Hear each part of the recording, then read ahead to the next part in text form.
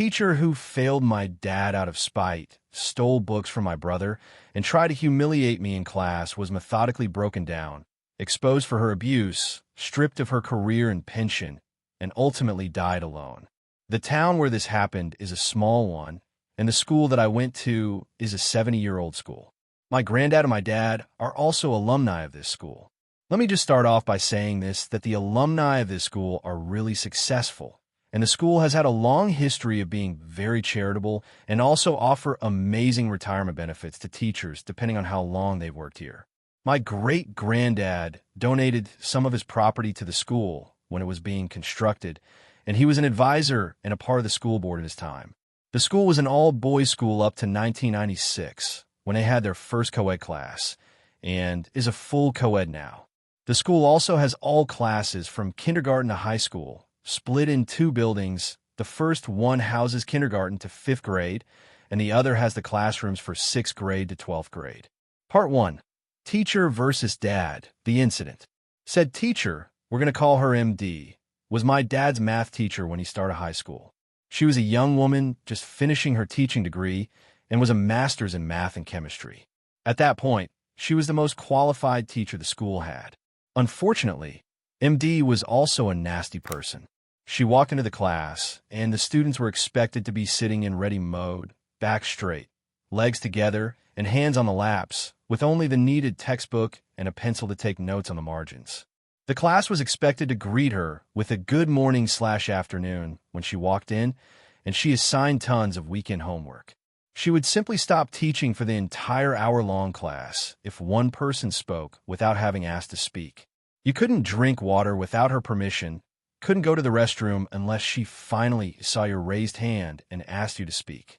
There were multiple cases of people complaining against that, but with her being the most qualified teacher there, the school board didn't take action. Instead, they supported her by saying that this would help discipline the students. But this is not even the beginning of it. Her exams were incredibly hard, and with the classes being full of teenage boys, they would talk, and even one of them doing so would cause her to stop teaching and not teach until the next class. She would then lecture on a different topic, completely skipping that part of chemistry. Suffice to say, before the finals, the entire class was in a panic state, trying to self-study enough to at least pass the class. My dad ended up getting 41%. Our education system said you failed the class if you had under 40%, so he was relieved that he passed. But when he went through his answer sheet, my dad noticed that his totaling was incorrect and that he in fact had a 49 on that test. He raised his hand, and after about 5 minutes or so of him just sitting in his seat, calmly, with his hand raised, he was called on, and MD asked what the problem was. Dad told her that there was a totaling mistake in the final, and that he actually had a 49. This somehow offended her. Instead of calling him forth and checking his paper, MD decided that it was simply impossible for her, a master's in math, to make a mistake in something as simple as addition. She waved him off, and my dad was shocked. But she just calmly turned to the next person with a question. My dad, on the other hand, was not happy. He walked up from his seat, which was basically considered a crime in her class, and put the paper on MD's desk and started totaling his points loudly. MD incredulously watched him do that and was at a loss for words. Though when he was done totaling, you could see her face was flushed and she was furious. She looked furiously from the paper to my dad and then back to the paper, and suddenly a cruel smile appeared on her face. MD, oh okay, I see the mistake. But that is no excuse for this behavior. This awards a subtraction of 10 points from your final. The class that was amazed at the first sentence went back to having grim looks. And my dad stood there, jaw dropped, that he now had 39 points and had failed this class. Instead of responding and making the situation worse, he simply took his final, packed his backpack, and left the classroom. He went and spoke to his granddad, who was on the school board. But he said he couldn't do anything since grades were completely in the hands of the teacher concerned. My dad took his loss and decided that revenge was not worth the trouble and switched classes. He dropped chem and took up econ, and that was the last interaction he ever had with this teacher. Part 2. Teacher versus my brother and I. My younger brother, B, is 2 years younger to me, And so, when I was in freshman year, starting high school, my younger brother was in 7th grade. We had an auditorium under construction, and the library was newly renovated, so a teacher was assigned to chaperone the younger class students at the library. My younger brother's class, unfortunately, had MD as their chaperone. My dad had specifically instructed me to be very careful around MD, and I was on the lookout, but my younger brother had no idea just who he was dealing with. Before summer, our library allows students to take any 2 books of their choice for the break. So, when my brother walked past MD to the librarian and was stopped by MD, he was really confused. He had an Enid Blyton book and a copy of Backyard Science Experiments. Both my younger brother and I are really good at science-related topics, and he had been waiting for summer break to do some cool science experiments at home with me. MD, wait a minute. What book do you have there, B? B, a storybook and a backyard science book, ma'am. MD, what are you going to do with that backyard science book? Turning to the other library staff, I taught his father. No brains in there. You would have no idea what to do with this book. Leave it for someone who does. And with that, she snatched the book from his hands and walked away, the library staff giving awkward laughs behind her. When he came looking for me, crying, I was furious. I was a really popular guy at school. I won quizzes and debates and represented the school in national competitions. My friends and I literally had an entire showcase of trophies at school, with our names embossed on it, and most teachers loved us. Man, the vice principal of the school and our group were on first-name basis. He chaperoned us on all the competitions we represented the school in. But when he told me what had happened, I was dumbfounded. I had no idea how to react, but for the moment, I went to the library and got another copy of the backyard science book to console my brother. But then, we were out for summer vacation, and I didn't think too much of it. Side note, in the summer, we attended a science summit, and my school friends and I won prizes for having the most efficient hydraulic gear-based pulley system and the second fastest chemical fuel race boat. This was before I ever took a high school chemistry or physics course. This was announced in the school assembly the first day after summer break. When we came back for fall, I had a chem class with MD the first day of school. This was also right after the assembly where my group was given the award. So we go to the chem lab, and MD is on the lab instructor's desk setting up an experiment designed to liberate hydrochloric acid fumes in a gas flask.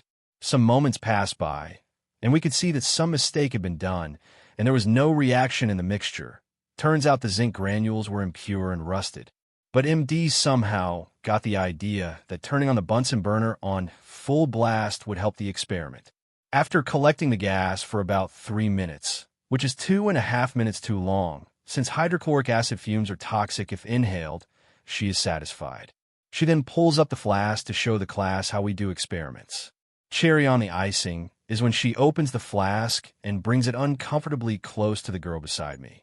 MD, does it smell pungent? The girl awkwardly smells it and jerks away. To someone who has no clue, that would be a plausible confirmation, but I knew that it was complete horse sh*t. I could see that the girl knew about pungent fumes and cringed away on reflex, and not because it was actually pungent. I don't know why I did it, but at that moment I snorted. Loudly. MD instantly zooms in on me, walking toward me with her face contorting into an ugly expression. She goes, "Something funny you'd care to share with us?" I knew I messed up, but I was also angry. This person in front of me had bullied my younger brother and my dad. I remembered that, and suddenly all my verbal sensors were shut down. Me, you and I both know that she didn't smell anything pungent. That experiment you just did was a failure. MDO, you think you know more than me? Turning to class, he knows more than me. You know what? I'll step down. Why don't you teach the class, Professor Nicholas Fiend? Me? Oh, absolutely. To the absolute shock of everyone watching, I walk up to the podium, and while maintaining eye contact with MD, first thing to remember, class. Turn to experiment 1 of your lab textbook. Read the warnings. The gas is pungent and poison. MD, how dare you? Has no one taught you manners? This is no roadside shack, and you would do well to remember that. Else you're going to have a couple broken bones. This was in a different language, but if you want the exact translations, it was, "I'll break your limbs and feed them to you." She is absolutely furious, grabs me by the hand, and proceeds to drag me to the principal's office. On the way there, we cross the vice principal's office, and he sees MD dragging me away and runs out. VP, what is going on here? Before I can say anything, MD starts ranting to him about how disrespectful and unacceptable my class behavior is, and is heaving by the end of her spiel. The VP gives me a searching look and then responds with a, "Go back to class, MD. I'll deal with him." We head back to his office, and he offers me a seat and a glass of water. VP, what actually happened in class, Nicholas Fiend? He asks with a sigh. I tell him exactly what happened. Once he hears my side of the story, he looks at me incredulously, asks me if I really went to the podium and started lecturing the class. I look up and see the gobsmacked look on the VP's normally reserved face. Imagine someone who looks like a male Minerva McGonagall being completely shocked. I couldn't stop myself. It started with a snigger, which turned into full-blown laughter. I laughed till my stomach hurt and my eyes teared up. To my surprise, VP was also smiling widely at that. He shook his head, and that reserved expression was back. VP, I know that what happened there had you concerned for class safety, but that is no reason for such disruptive behavior. Aside from that, I'm personally going to investigate what happened in that class, and if MD is found to be intentionally forcing students to inhale harmful chemicals, she will be sacked immediately. Oh, and you're supposed to hand over a written apology to MD about this behavior. Now get moving. I sighed and headed back to class, and I really thought that I had ended MD's career. Oh, how wrong I was. She changed the story, so it looked like she had purposely done the experiment wrong and was about to reprimand that girl for inhaling what could have been a harmful chemical. MD pulled one on me and had me look like I was just an insolent child who thought that he knew everything by reading a chapter of the book. And here I stopped myself. This event was me just going head-on with the teacher who had been in the school for longer than 35 years. Now I knew that to help my brother, I needed to get rid of her. My dad knew about what happened in school, and he wanted me to not engage MD. He said it was not worth it, but by now I was in the game. She had played her card. It was my turn now. I don't know what made it so that she had such a problem with my dad and my younger brother. They were quiet and hardworking students. I felt she had something against our family, and I was convinced that my younger brother would have to deal with the problem if I somehow messed up and got expelled or made a worse enemy out of MD. This was war, and I had a new plan. I started to act really sheepish around her and made it a point to stay back after class and ask her questions in the most polite way possible. I was the kid who was guilty of not understanding the plans of elders. I portrayed myself as an amazing student who MD had succeeded in humbling. I slowly but surely made my way into the category best described by the term bootlicker. It hurt me inside to do it, but what I had planned, if this went well, made me light-headed with anticipation. I was in it to win it. I conceded defeat in a fight to win the war. 2 years later, I am in junior year. My younger brother just started high school, and he was taking the chem class with MD. I was the highest scorer in chem and was a pet to MD.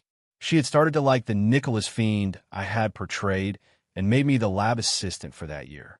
2 of my best friends knew what I had planned. Everyone else in class hated me for being the teacher's pet and getting straight A's when the next highest grade was a B-. Everything was going according to plan. On the first day of class, I replaced her stool, one of the 3-legged ones, with a broken stool. This was supposed to be the first in a series of pranks that would hit her that day. She came to class and went to take her seat, and boy, she fell. Well, she somehow hit her hand on the wall and cried out. Yup, that must have hurt, but she was definitely overweight, and it couldn't be traced back to me. I smiled on the inside as I rushed to her and helped her back up. I ran and fetched her another chair. While inside, the freshmen were trying their best not to laugh. When I got back from the room that had extra stools, I walked into the sight of her screaming like a banshee. But what got me furious was that she was screaming at my younger brother. Apparently, she had said something like, "Stupid stools and stupid lab assistant fools." To which my brother had responded with, "It's not my brother's fault you're too heavy for the stool." Though I loved him for it, he really needed to learn where to come my aid. But then, I didn't do much and just replaced the chair silently, while silently trying to communicate to my brother to calm down. Nothing else of concern happened that day, till the time when school was over and the teachers were heading back. Stage 2 was in motion. We heard a loud bang, and immediately the large crowd of students nearby all headed towards the teacher's car parking lot. We saw MD's car smoking and her exhaust blown right off. Keep in mind, it was an older car, and we had decided to block off the exhaust with clay that had hardened over the course of 6 hours on a sunny day. Well, that car had to be towed, and she went home with some other students that day. She didn't show up to school for 2 days after that, but she did show up to school on the third day, which was a half-school day, because our country celebrates Teachers' Day. It is tradition that students go to their teachers, current and old, and wish them the best, give them cards, gifts, etc. This was by far the most ambitious prank pulled in the school that I know of. The 2 days she was absent, we went around telling people to not visit her on Children's Day. It helped a lot that my friends and I were some of the most popular people in school, and with the other cool guys and girls agreeing to that, we spread the word and got confirmation that no one from the entire class of my year was going to go to her to wish her on Teachers' Day. But what actually happened was something no one could have expected. I guess it could have been because we acted so fanatical about it that our classmates spread the word to all their friends, and no one, not a single person in high school, went to her on Teachers' Day.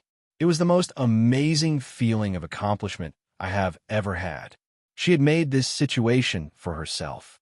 By being the nastiest person I've ever seen, it was no surprise that people were fine with doing this to her. For the first time in 70 years, in our school, a teacher had not had a single well-wisher on Teachers' Day. Well, things are never perfect, and as it so happened, word of what had conspired got to her. The next day, I had just set up the lab. The freshmen were getting settled in, and here comes MD, anger radiating from her in waves. She walks up to me, and I get the hardest slap I have ever gotten in my life, right across my face. I'd hate to admit it, but that left a blue mark on my cheek and my nose and lip bleeding. My younger brother, who saw that happening, ran towards me, but my shock slowly subsided, and I smiled a bloody smile that probably scared him. I told him to go get the vice principal. 20 minutes later, I was in the school emergency room, with a nurse wiping my lip and me holding a cloth to my nose. The vice principal comes in with the principal and 2 cops in tow, and they inform me that my parents have been informed and ask me if I would like to talk about it now or when my parents are here. I say that I can answer their questions as soon as my lip is bandaged. So I tell them about the cases of bullying against my brother and I, and also tell them that she's a really incompetent teacher. I tell the principal that he could check the school average in science subjects. And sure as I guessed, in the average scores in the national exams, we had physics and biology come in at 92 and 90, with chemistry at a surprising 79. Topping that off with assault charges, and she lost her license to teach 2 years before she retired, and with that, lost amazing retirement benefits that the school offered. Her car also had no insurance. That is not all, though. One could ask what would be worse. Well, consider this. The fall she had off the stool had her go to the hospital for an x-ray of her wrist and hip that she suspected might have broken. Well, the wrist sure had a hairline fracture. The hip was fine, but well, the x-ray showed another thing. I don't think it is normal for anyone to laugh when someone is diagnosed with stage 3 cancer. But I did. Also, I later met with her only living family member, her nephew, who had long cut all contact with her, but had been contacted by the police and the hospital. He had flown back from the U.S. for this. That's where I found out the truth. Well, I could never have guessed what I found out there. MD's mom was my great-granddad's niece. Through my great-granddad's younger brother, who had stolen money from the family and tried to kill my great-granddad. Well, he was disowned. Good sh*T. And no one knew this entire time. Well, not that anyone would care. Happy that the nasty woman is out of our lives. For good this time. Apparently she died last year with no one by her side.